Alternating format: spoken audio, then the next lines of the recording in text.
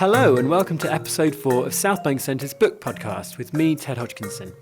If you haven't listened before, we're bringing you the finest writers, poets and thinkers from across the globe, on stage and backstage at Europe's largest arts centre. Writers, poets, thinkers and from around the world, and the occasional gem from our archive of recordings. In this episode, we're going to be talking about migration and civil war. We'll be hearing from two acclaimed writers about how stories and poetry can take us beyond the headlines about conflict and crisis, through the scrim of statistics, and in a troubled world, restore our shared sense of humanity. I'm here with Nick Makola, whose collection The Kingdom of Gravity is an unflinching account of the horrors of Idi Amin in Uganda, a war of liberation that brought its own barbarous atrocities. It's also a luminous meditation on the contrary pulls of attachment and flight, exile and longing for homeland. Good to have you here, Nick. Oh, good to be here. We'll also be bringing you some highlights from Khaled Hosseini's recent appearance at Southbank Centre. If by any chance his name doesn't ring a bell, then his books certainly will. Afghan-born author whose family sought political asylum in the United States when he was a teenager, his books have sold over 55 million copies around the world, including The Kite Runner, 1,000 Splendid Suns, and a collection of short stories, And the Mountains Echoed. As well as being a best-selling author, in 2006, he was appointed a UNHCR Goodwill Ambassador. That's UN High Commissioner for Refugees. Last week, here at Southbank Centre, Khaled Hosseini came and spoke to us at a sold-out RFH in conversation with journalist Razia Iqbal. They talked about his new illustrated story, Sea Prayer, that acts as a response to the current refugee crisis and was inspired by a trip he made to Afghanistan with the UNHCR.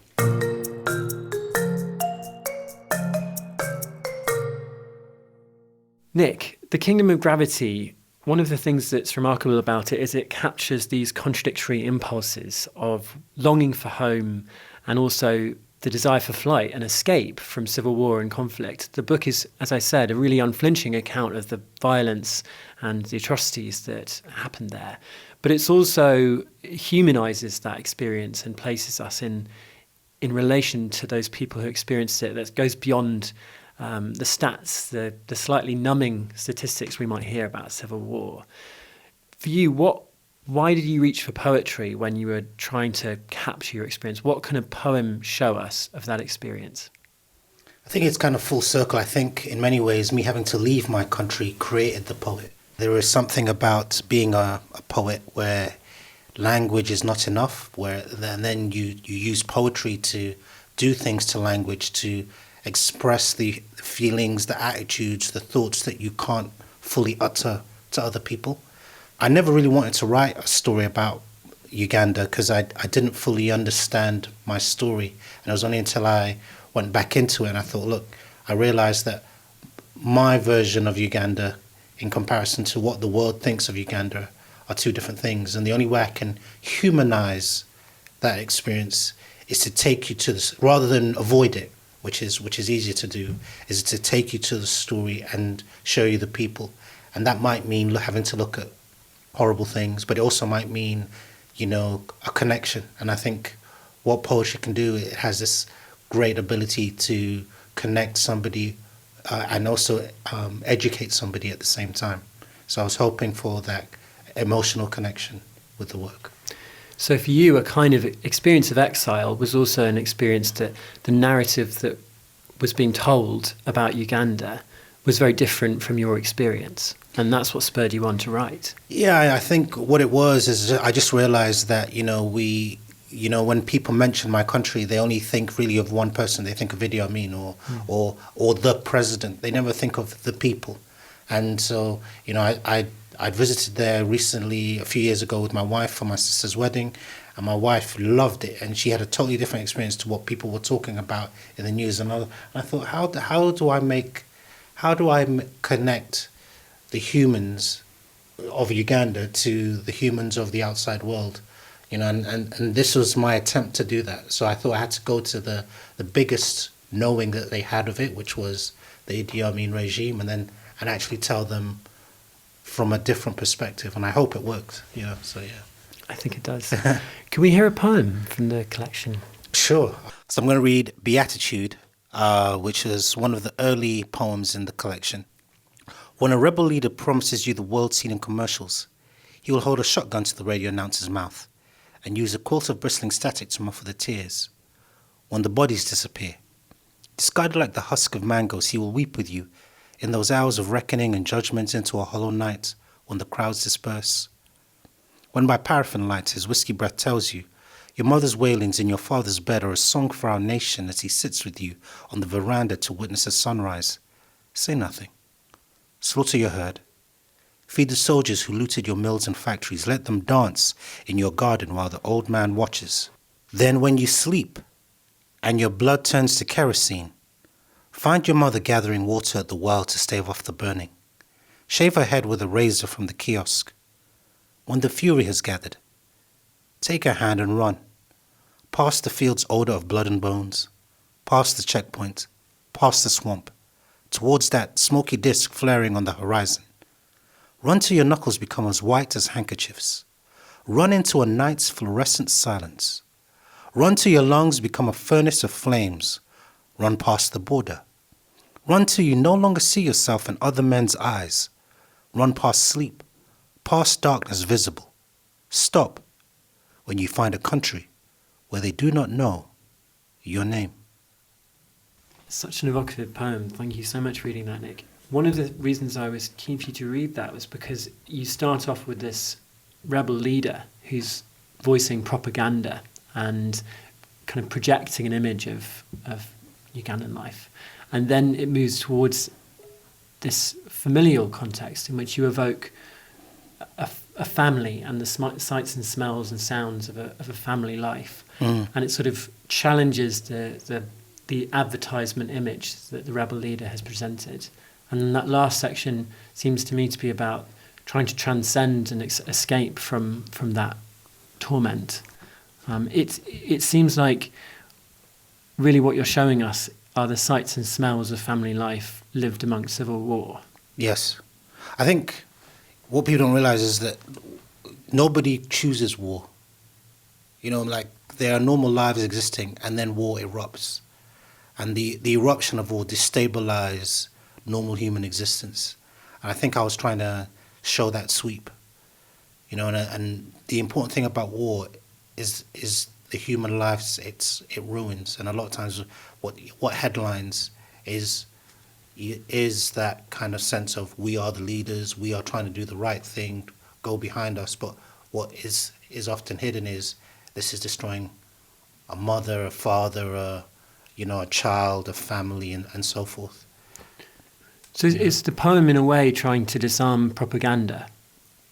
Totally. I think it's trying to disarm propaganda, but also, I mean, particularly in Uganda, when you think that all our leaders weren't, till the time of Idi Amin, nobody was officially elected. It was just take over. And so this notion of democracy, a lot of countries haven't fully experienced it.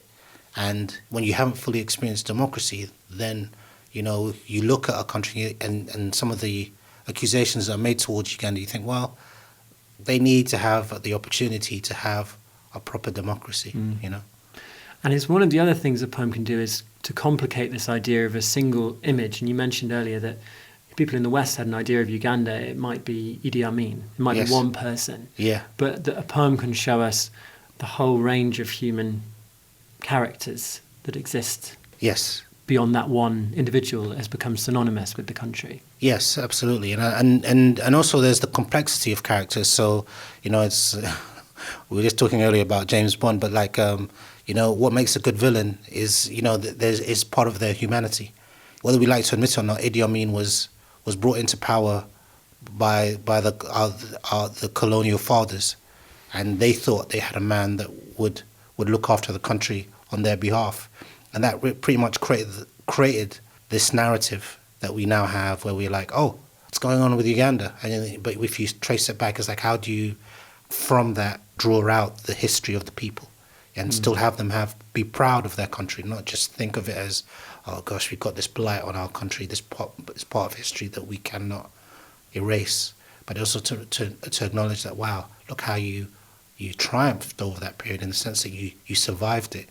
Because we all have to survive in our lives, the highs and the lows of existence. What's striking about the collection is that despite all of the lows you described, the violence you described, there are these luminous moments, these moments of joy, humour, and that's a big part of this. As you mentioned about your trip recently back to Uganda with your wife, that you're showing us that other side of Ugandan life as well, in the midst of this tragedy and unfolding.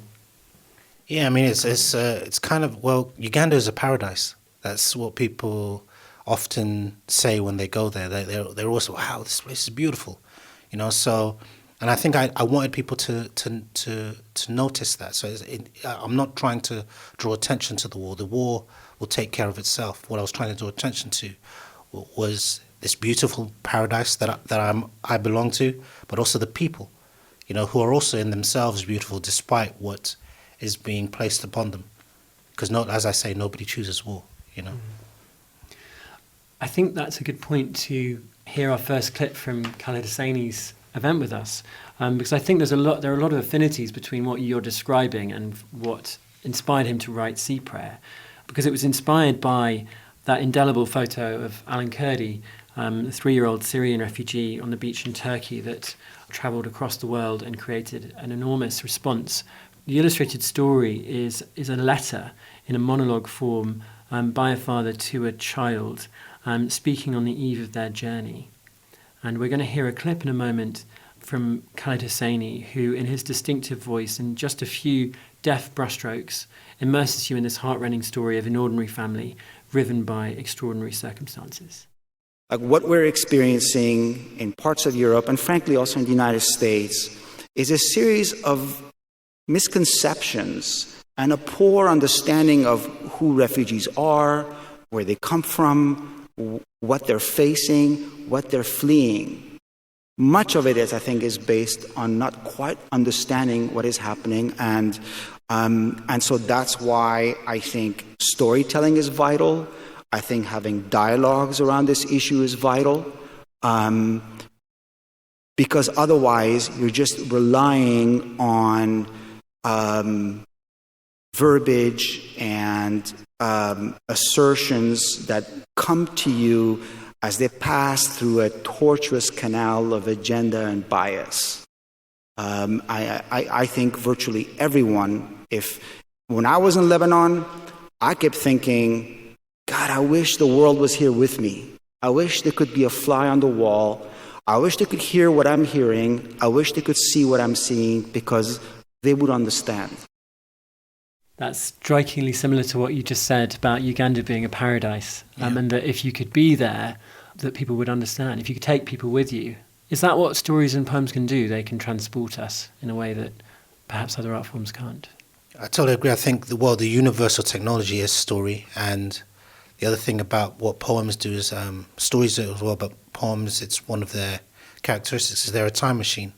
So I think both of us, I've taken you back to Uganda in the 1970s. You go back to Syria, and what you're able to do is able to see a world in 3D and pull out your biases and your prejudices and actually connect from a sense of the emotions and the spirits and that more ethereal essence of who we are, And when Khaled is describing the series of misconceptions around the refugee crisis, that also seems like it's something that you've been consciously pushing against when you're describing the experience of the Ugandan civil war and exile.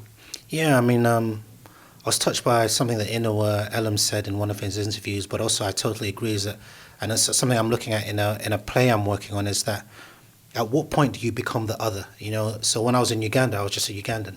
It's only when I came here, if I tick myself on a survey, I am not a native. And so that sense of feeling like you do not belong, nobody chooses that position.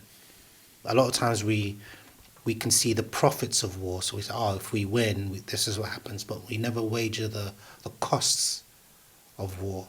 And the cost of that is it creates the refugee.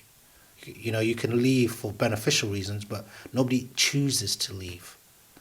And is there a danger because when we're bombarded with statistics about something like the refugee crisis, and we assume, they're coming here because they they're making a choice, but actually it's not a choice at all. No, it's not a choice. I mean, for example, if all your family are being killed, it's not a choice. Or if there are no jobs, it's no longer a choice. Or if all the houses have been bombed or whatever, it's no longer a choice. It's not. Now you have to think, okay, do I go next door where there's tribal violence? Because a lot of times the way the countries were cut up in Africa, their tribes are in different countries.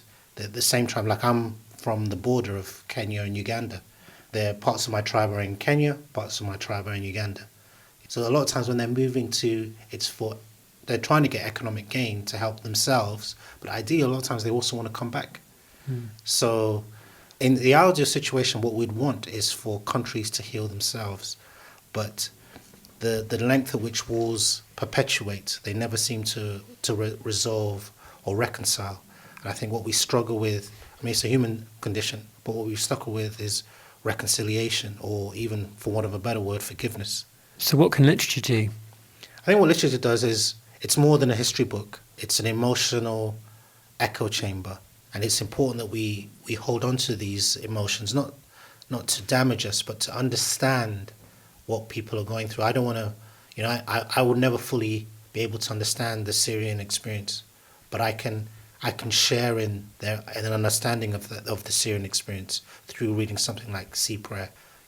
And I think that's important, that literature holds that space, and it holds it, to give all the nuances of the voices, and the voices on all sides. And I think we need to shed light on some of the horrible things that have existed in the world, but also some of the most beautiful things. So I don't want people to think of Uganda as a horrible place. I want them to remember it's a paradise, that it has people, but horrible things have happened there. And I also want them to come back, and also to feel welcome, and to know that they're cared for. And I think literature does that. So I remember I used to live in Saudi Arabia, and similarly, right now there is a narrative about who the Muslim person is, but I've seen some very friendly people who looked after me while I was living in Jeddah in Saudi Arabia. I think what language does, it transports us around the world to people's places and their emotions. Just with our ears and with our imagination, we're able to enter I'm able to enter your world, and you're able to enter mine. And that is an emotional, I know it sounds strange, but emotional dialogue. No, it doesn't sound strange. I mean, one of the things it seems that it can do is it can root you in the sort of specifics of a place, but also perhaps can connect us with certain universal aspects of our human experience. And in your poem that you just read, it's striking that the words like mother and father pop out to me, because immediately you're placing us in the most universal of things, the family, right? The thing that, for better or worse, we all have in some shape or form a family. And that similarly in Sea Prayer, it's locating the story within a family. It's addressed from a father to a child. Is something that literature can do, remind us of those universal aspects of having a family, having certain human kinships that we share. Yeah, I think the most important connections are the human connections. Those are the things of value. It's not the watch you wear or the car you drive. It's the people you know. At all occasions, we share language. Language does this thing. So at a birth, you'll want to record that maybe with a poem. At a wedding, you'll want to record that with a poem or a song. It is where we show the best of ourselves.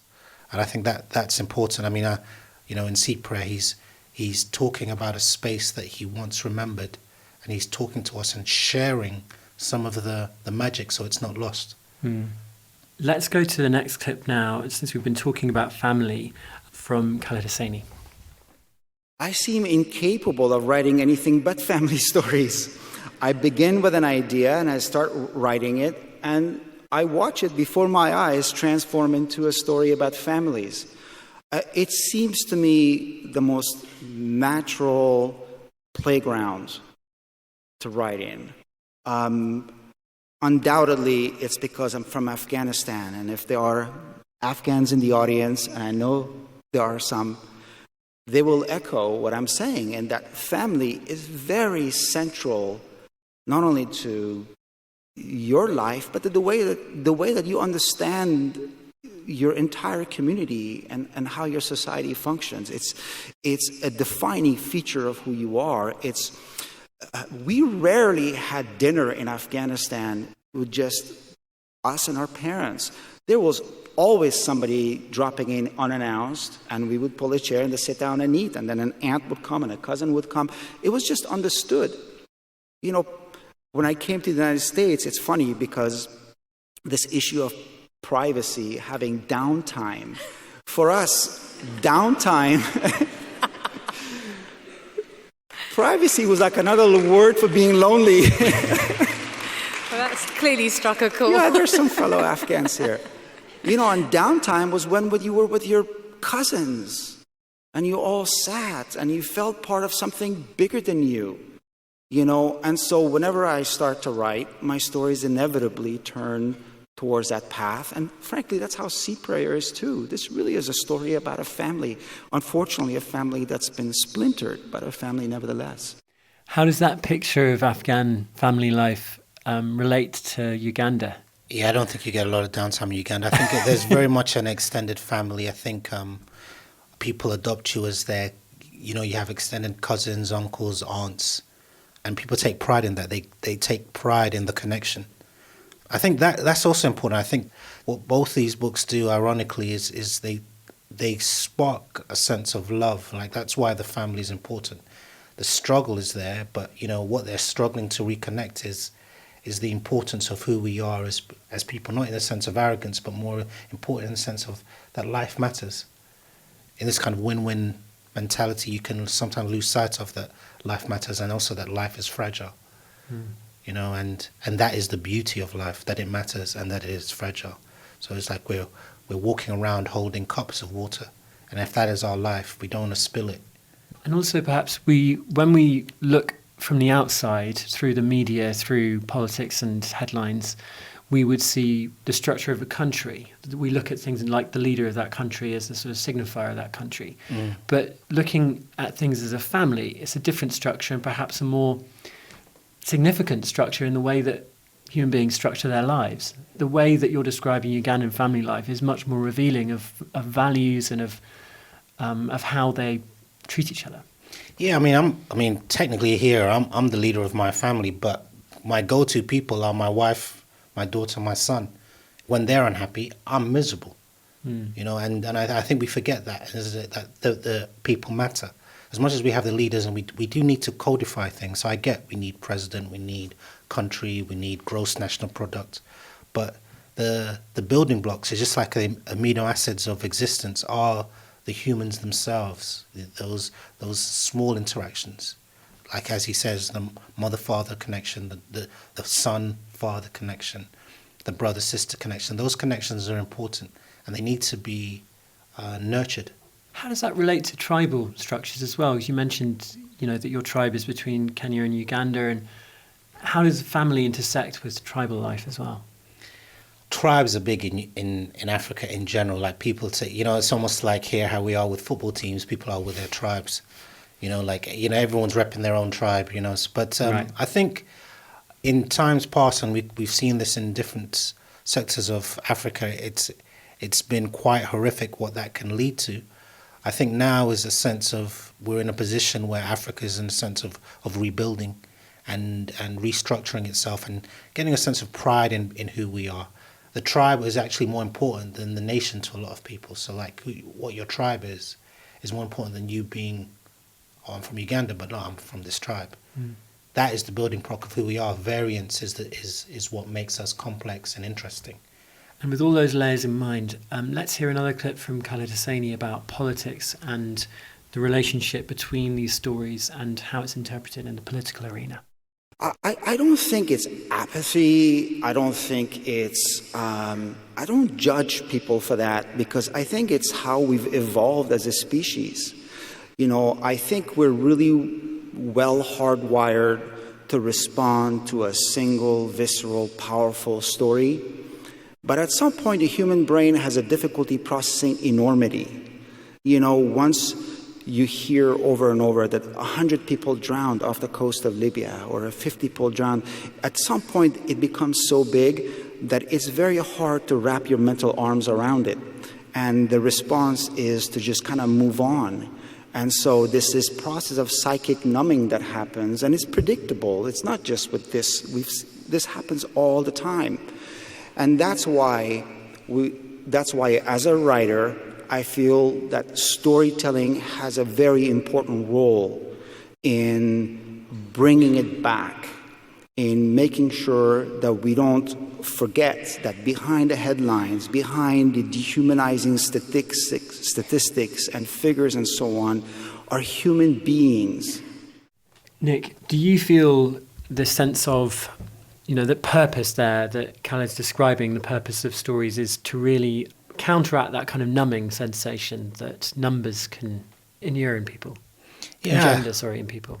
Yeah, I think there is definitely, it's easy to be fatigued by the amount of data and information that we get about things happening in the world.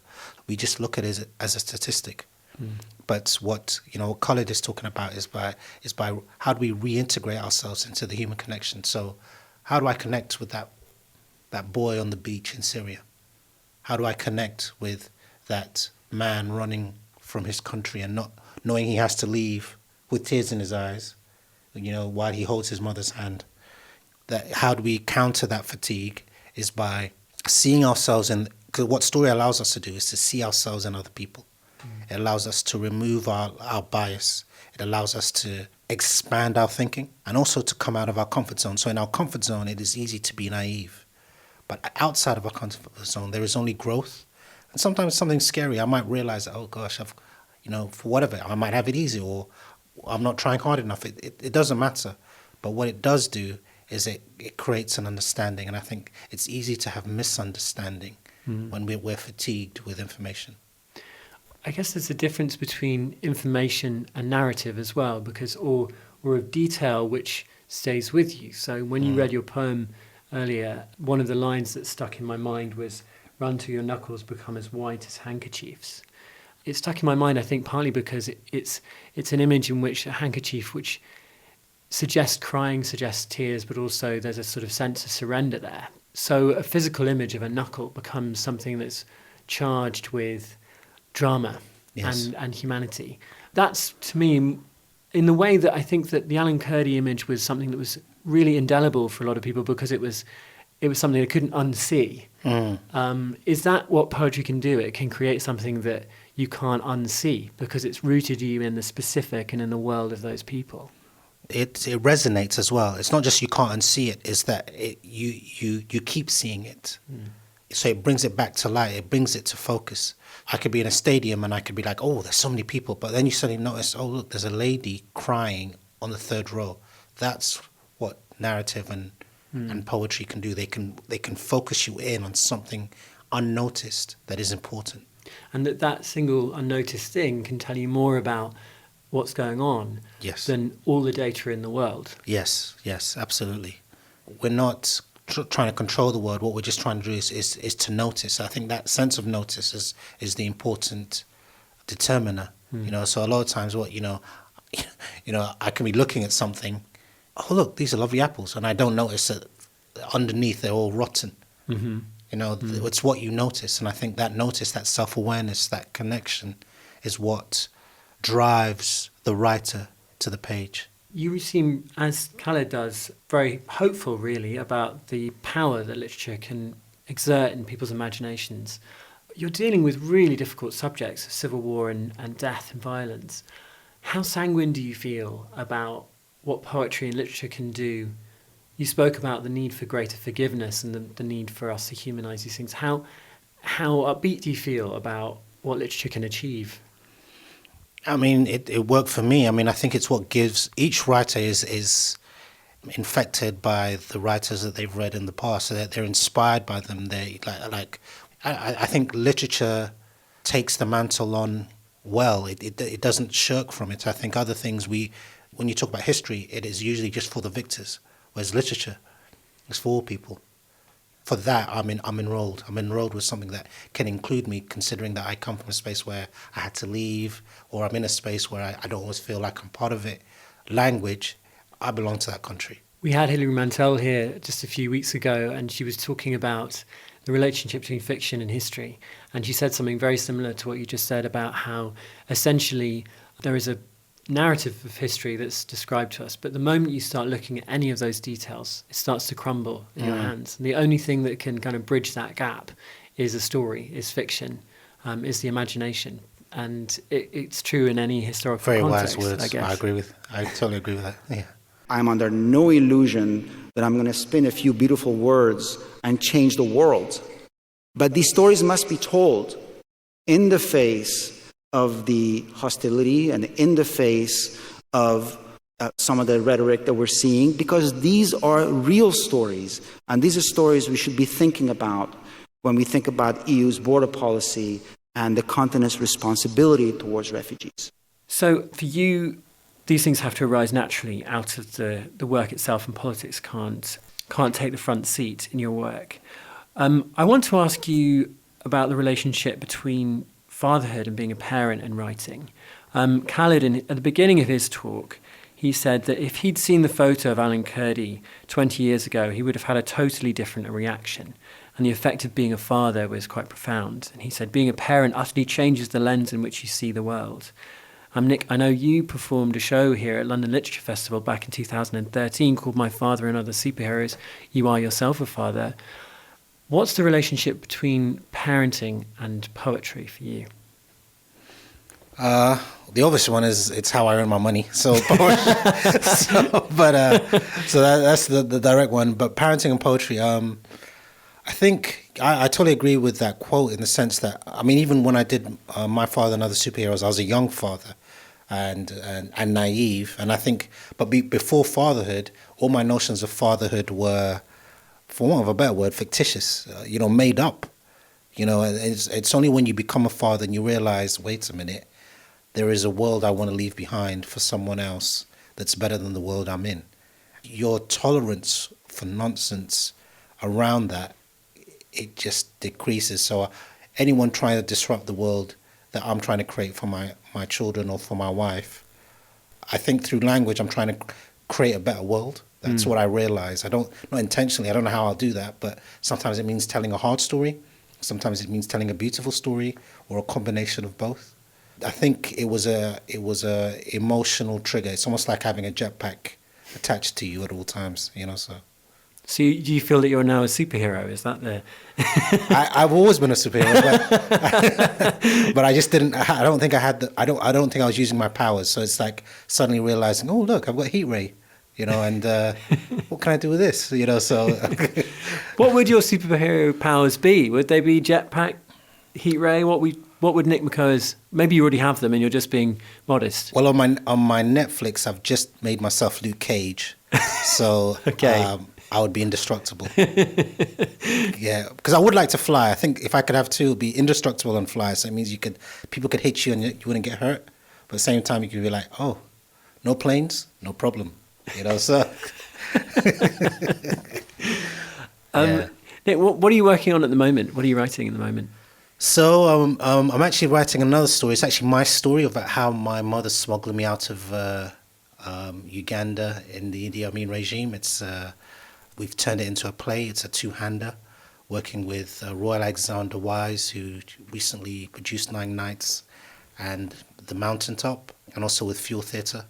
And that should be out in November. Initial showings at Oval House, and then it'll tour next spring all over the country. Fantastic. Yeah. And will you be travelling by jetpack? Well, yeah, or just walk through because I'm indestructible. One or the other.